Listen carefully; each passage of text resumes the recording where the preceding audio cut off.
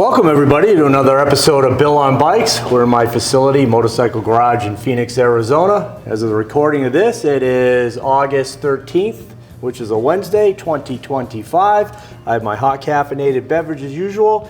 Our good buddy Nick Stofle from Drag Specialties is with us. And today, as you can see, we're going to talk about seats, specifically Drag Specialty seats. Nick has brought to my attention that they have a really good custom program, which I didn't really know about. So why don't you take it away, Nick, and give us a clue what's going on. Well, thanks for having me, Bill. It's always a pleasure. You got it, buddy, always. Appreciate it, guys. So basically, want to talk a little bit about the Drag Specialty seats. A lot of people are under the misconception that these are made by an outside company. I can assure you they are not. These are actually handmade in Minnesota. They have been a seat company. Well, shoot, it started out as E&J saddlery. Okay. Back in the mid 60s, probably. So seat manufacturer, saddle manufacturer, but they kind of started doing a lot of the King and Queens and some of the old chopper seats that you see, you know, back in the day in the catalog. It wasn't acquired by Drag until the 80s. I believe it was somewhere in 86, 88. I could be wrong on that date. But basically, these are Drag Specialty seat made by Drag Specialties. It is our company. They've got a couple really cool offerings as far as materials go. Basically, we've stepped up our game. We're trying to offer the custom seats to everyone in every kind of style. So I've got a couple notes on, we've just upped the amount of colors. Basically for threads, we were, I think, about 12 colors for the past, I don't know, 10, 20 years. Well, now we're up to 40 different thread colors. So you can get anything mild to wild, even a bright neon green if that's your fancy. Wow. There is a variant thread that they are starting to work with too. And what that does is basically it changes the color as the thread goes around. So there's a couple different versions of that. There's like a blue, gray, white. There's a red, yellow, orange. So you can actually, let's say you got a flame paint job on the bike. You can actually make the thread match all three of those colors as it goes around. The other cool thing about the Drag seats is these are customizable by every panel. So every piece and part you see that is sewn together here can be changed to a different color, different material. There is so many different colors now. They're expanding and it's gotten kind of out of control. So I lost track of how many colors we have. Well, now. we had some swatches. We do have a, Stand by. So now, and this was actually, these are the swatches that were made before. Now we've got probably 7 different thread alone. Okay. And at least 40 different colors. This is the original, which is, you know, we had some stuff, but it wasn't near what we've got now. So a couple cool things is we are really pushing our custom seat program. We're able to basically take your design and what you want your seat to look like and recreate it in a different style. What's turnaround time? Turnaround on these is about 2 weeks, they're saying. That's 2 weeks nothing. to a month, which isn't bad. As long as the order goes in and gets processed, you know, with no hiccups, which is usually the case with them. We've got a staff up there. It is its own building up there in Minnesota. And basically we've got a staff up there ready to take orders and get these seats made and knocked out and sent out to you. That's not bad, Nick, because I mean, I've cool waited stuff for custom seats for a lot of the bikes, especially back in the day when I did a lot more custom stuff. You know, Danny Gray, Alligator Bob down in Florida, Bill Wall out in California. Sure.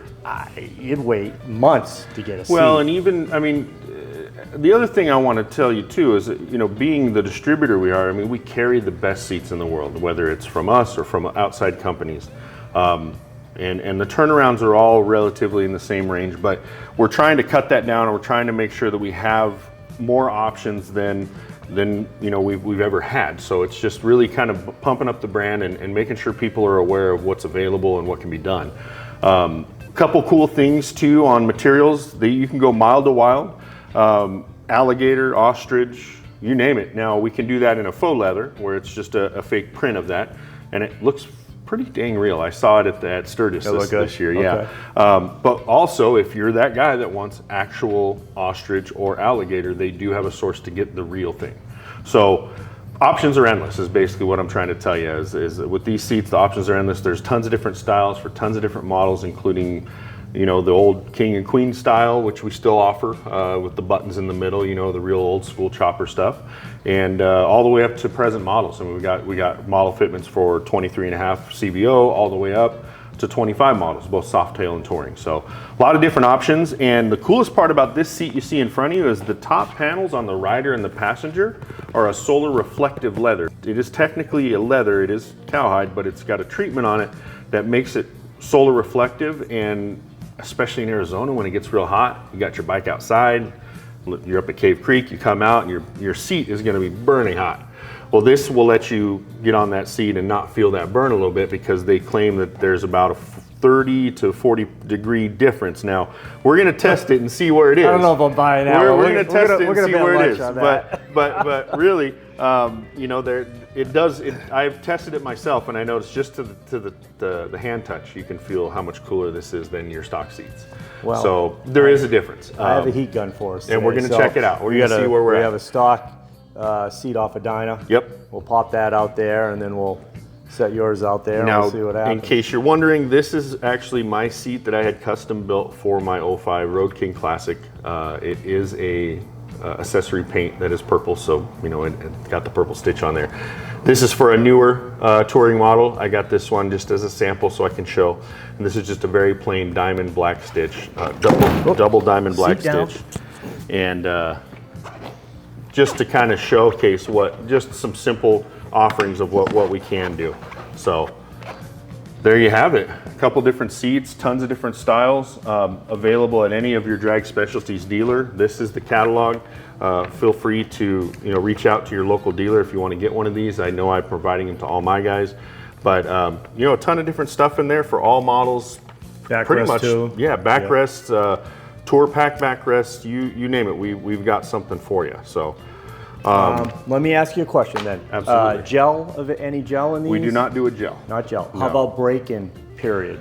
Break-in, I don't know, they say about 500 miles on a normal. Yeah. I know that everyone's foam is a little different, so give or take a couple hundred miles. Okay. But to really get the seat set into your body and to fit you just right, I would say a solid 500 miles and that thing's gonna be pretty broken to you. Okay, and it's interesting too, because in today's world, we're all about performance. I mean, just in the last month, I've probably done 6 cam jobs, and I've done some more Legend suspension, because suspension's big now.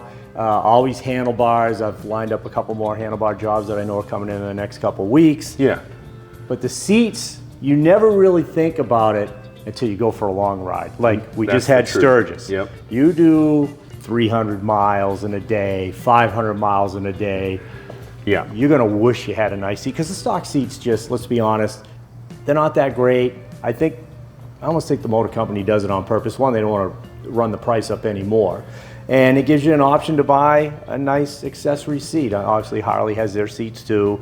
These are really nice quality. I never really looked at the drag seats, and really well, and it's been in our catalog forever, but we carry the top seat makers in the country. So it kind of gets overshined by some of that. And I get that. I totally understand that, because I am a big fan of all the companies that we carry, Saddlemen, Mustang. Yeah, they're all great. All great seats. Right. But a lot of people think these are made by either Saddlemen or LePere or somebody, but they're actually not. We have our own seat company, our own manufacturing plant.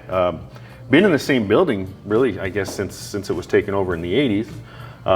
But the seat company, like I said, it was a seat company before it was bought by Drag, started in the 60s, and they did saddles as well. So kind of a sign of the times, right? Well, you're talking a 30, 40 degree difference. I don't know. We'll see. I'm not sure I believe it. We're going to bet lunch on it. I'm curious. I have a toolbox set up outside. Steak and lobster, though. Well, you high-end guys. I was thinking more McDonald's for them, but whatever. Depends on who wins. Right. I have a box set up outside. We'll set the seats out there. Let's throw it out there. And we'll go out there with the heat gun, and let's see what we end up with. All right, so we'll carry these out. You guys stand by to stand by. So Bill, now that we got a little time, we're gonna let those seats roast in the Arizona sun. I have my heat gun. Since we got the time, what's new in the shop? I see you're busy. Crazy busy. I had a lot of bikes to get ready for Sturgis this year. That fluctuates from year to year. Big turnout this year. Yeah, was it an anniversary year? It was an 85th. And you were there? Yes. How was it? It was good. Big turnout. The vendors that we support, basically we set up at Black Hills Harley-Davidson. That's our primary spot. So the drag truck's there. We don't actually bring any parts on the truck, although this year we did sell Rye helmets out of the truck, which was different and cool, and we did pretty well. But the feedback from all the vendors that we carry was nothing but positive and levels over last year. So I don't have any actual figures, but everyone I talked to was in it. I saw, all the major vendors that we deal with were all fairly busy the whole time. So especially during that one weekend where everyone, seems to come out the most. Right. And people weren't shy. People were spending money. I mean, people were buying full systems for exhaust. They were buying full suspension systems from Legend.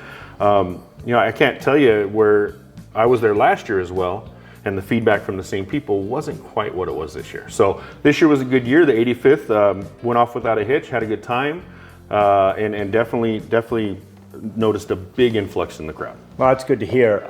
You'll laugh at this, and obviously I'm in the shop busy doing all kinds of stuff. You see all the bikes outside. You don't ever get out of here, do you? I don't. And I haven't done a video in a while, and I apologize to everybody for that, but it's like, this 2017, I'm doing a rear belt and transmission seals. I mean, I've already shown that stuff. It's like, how many times can I repeat the same thing? The next video I'll probably have after this is I have a 07 Softail over here where the rods are frozen. So I'm going to show maybe rebuilding a twin cam B engine, which is great info. which will be good. Yeah. But other than that, really busy in the shop, a lot of cam jobs, things like that. But again, it's stuff I've already gone over. Sure. But you'll laugh. So one day I'm sitting out front, and I had Dixon, your boys at Dixon, had a live cam on Main Street. Yeah. So at one point, I'm sitting there having my lunch, and I'm watching it, and I'm like, I started counting baggers. Okay. I got up to, you're gonna laugh, 73 baggers that I counted. And you were there for how long? Before I saw a different model bike. I don't care if it was a Honda or anything else. Harley baggers. I mean, it just shows you. We're if it wasn't for baggers, I don't know where Harley would be, quite honestly. Yeah, I know we're bringing in a new CEO. Yeah. Oh yeah. How about that? Well, everybody's talking. They announced it during the week of Sturgis. Yeah, I think it's great that Zeitz is gone. He was a little too woke for me. I think he tried to do a good job. He did bring forward some new models like the Pan America, which is done well. I know they announced this 350 Sprint. Yeah, which I haven't seen anything about it yet. I think it's going to be the 350 from overseas, but who knows? I don't know. I mean, it's a part of the market that needs to be done, because you've got a lot of these guys coming in, they don't necessarily feel comfortable on the full dressed bike.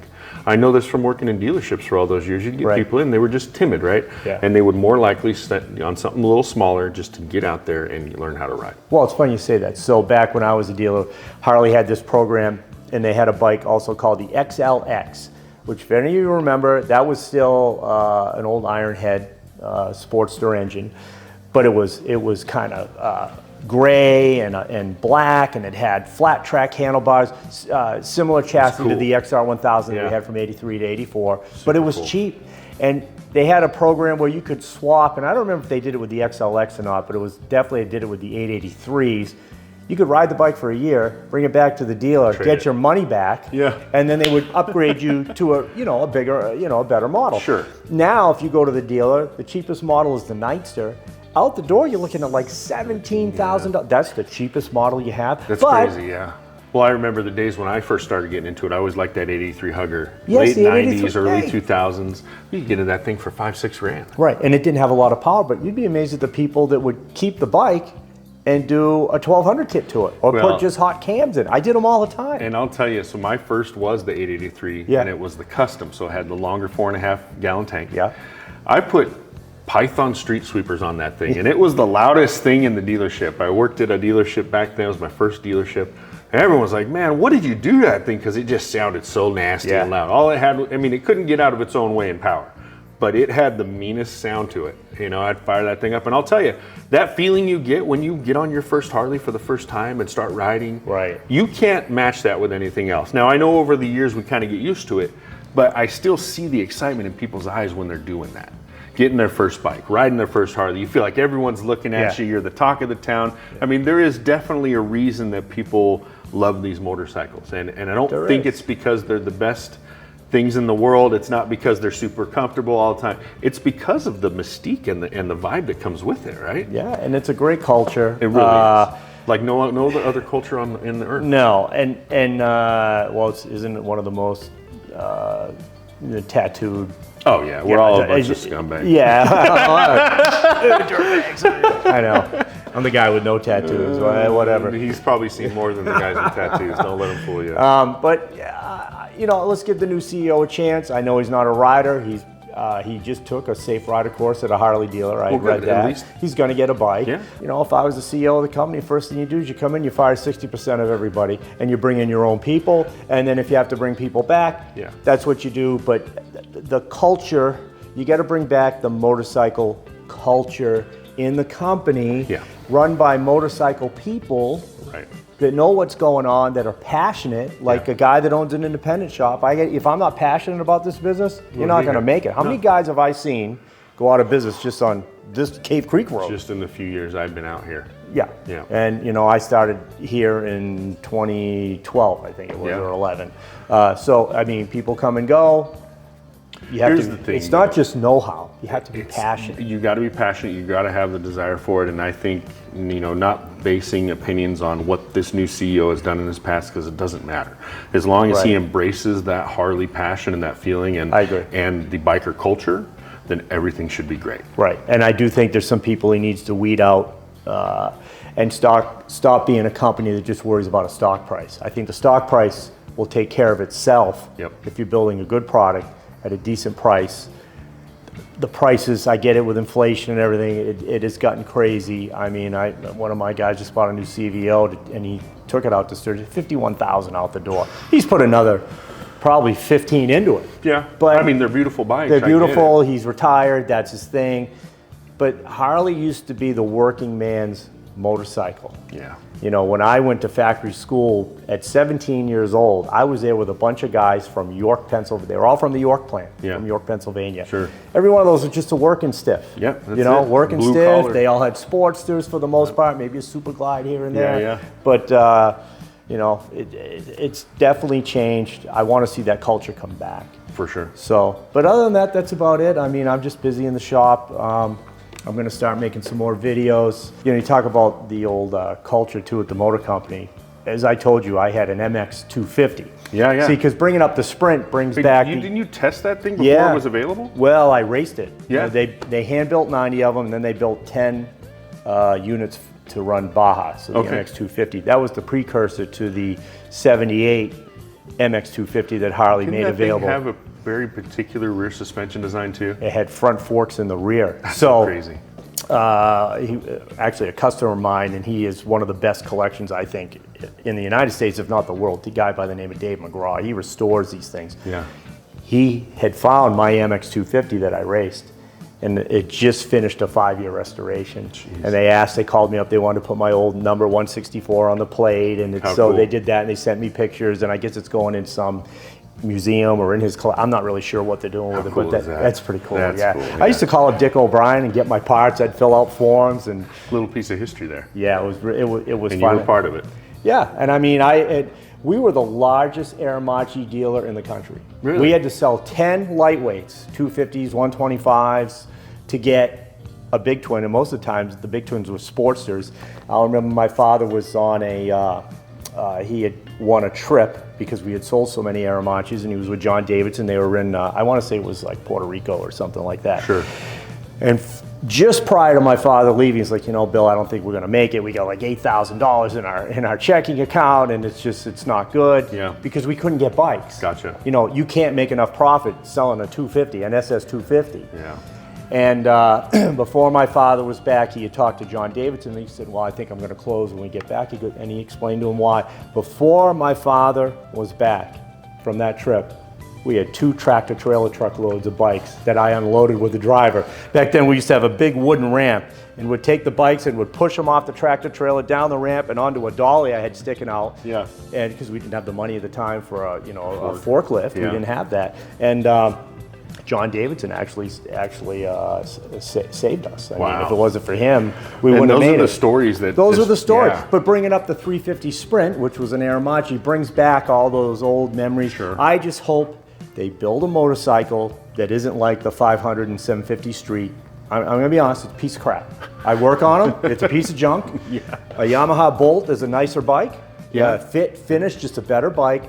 They have quite the following, too. Harley has always had a problem with an entry level motorcycle for it to be a quality bike. Yeah.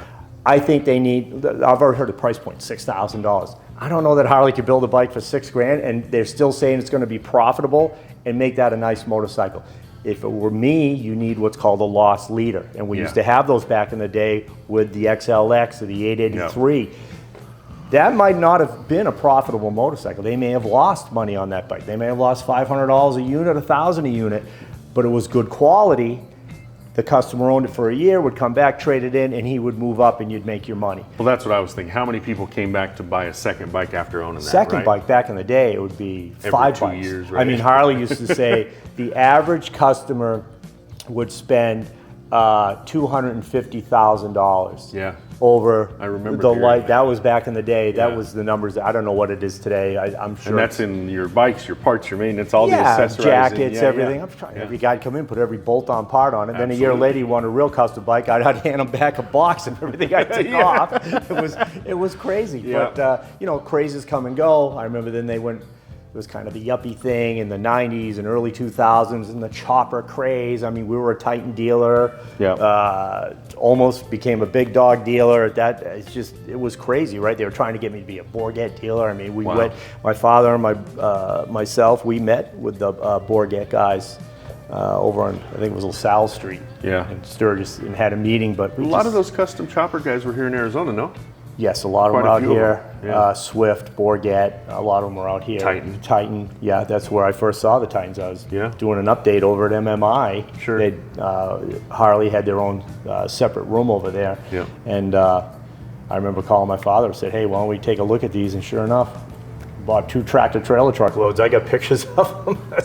Well, and anytime, if you ever come into the shop, you can tell that Bill is no stranger to choppers. I mean, there's a big one over there getting built. There's some stuff inside that you just don't see. I still love choppers. Yeah, I still love choppers, but I don't have a lot of. I do a lot of services and things like that. I just put another transmission in a big dog because that's some of the Baker stuff. I don't know. We could. Well, talk you know, about and that, harder to find people to work on some of those bikes, but Bill will work on all of them, which is great. Yeah, it's and more Evos. Yeah. I got Evos coming out of the woodwork. They're becoming very popular. I think you see the changes in pricing and the shift in that dynamic, and it's not forcing people, but making people think, you know, instead of buying a new bike this year, I'm just going to do stuff to mine. Yeah. I'm going to rebuild it. That's I'm what going to they're do what I doing. want to it, freshen it up, make it a new bike, and then I'll enjoy it for another 10 years. That's what guys are doing. And you think about Evo's, what, 40 years old? Yeah. And you don't Came out think in about 80, that. 80, Jeez. 84. First full year was 85. So yeah, 84 in the getting old. Softail. I talk about me. I was taking them out of the crate and rolling them on the Yeah. bench. So I I'm was really still in old. diapers. Anyway, that's enough of us rambling on. You wanna check on those seats, have huh? the heat gun. Let's go Let's out. just see. Let's see. Should we bring them in here, or should we just Let's do bring it them outside? in here, and then we'll bring them in here. We'll set them on the box, and we'll go hit from them. there. We'll hit them with the heat gun. All right. All right. I sent Nick outside to get the hot seats. Got some hot seats here. All right. Have my handy dandy gun. Let's test this out. Wow. So the stock Dyna is at 140 degrees Fahrenheit. And we're gonna go over to your seat. Wow. 127. So not bad. Maybe not 30, 40 degrees, but But not you bad. know, really not bad. That's more of a drop than I actually thought it would be. That's pretty impressive. Oh, definitely can feel the difference to the touch too. I mean, it's pretty amazing. So Yeah, I don't know absolutely. if I could get this up here to show you guys, but we'll see where we're at now. Obviously cooling off. So let's say 120. Take that one, Nick. And what's this one up to? Now this one's cooled off quicker though. So it's already down to 120. Okay, but it was 145. Yes. Yeah. Okay. So now this is a vinyl. Yes. So And this is a solar reflective actual leather, not vinyl. So it's a leather cowhide that is treated to be solar reflective. So it is amazing. The vinyl dissipates heat pretty quickly, huh? Now it's already down to 107. Let's look at our seat. What's it at? And this one's at 118. So it looks like the vinyl dissipates the heat quicker So the vinyl, once it's in the shade. Yeah, the vinyl gets warmer Yeah. in the sun, And if you're outside, I mean, you get on the bike, that's what you want, you know. Right. But this will dissipate heat a little quicker than the leather. So. Well, that's interesting. I mean, I never tested that before, No, obviously. but it makes sense, yeah. I But, mean, you see it in the proof's in the pudding, right? Yeah, I mean, literally it was 25 20 degrees? some odd degrees cooler. It's not bad. Right. Especially when you're out here in Arizona and it gets up to 118, 120. Yeah, I don't know if you guys can tell because we had the door down. I mean, the sweat's rolling off my arm. It's hot out here. It's warm. It's warm. It's warm. Well, Nick, I really want to thank you for, you know, bringing in the seats and showing us and taking the time. I know you did a lot of research. And, you know, we'll start really selling some drag Thanks for seats. having me. I always appreciate the time I can sit down with you. And, you know, I mean, I watch the YouTube channel most of the time, so it's kind of nice when I'm in it. I really like it. But no, thank you so much, Bill. Hey, you got it, buddy. I appreciate you. Yeah. And thanks, everybody, for watching. We'll catch you next time in the next episode of Bill on Bikes. We'll see you later.